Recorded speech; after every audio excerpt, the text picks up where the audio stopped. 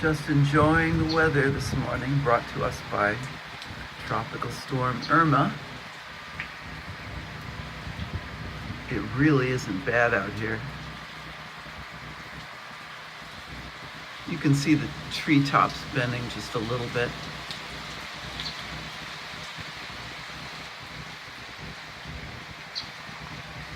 I don't think the winds are much more than 40 miles an hour, maybe, or 30, 35, something like that.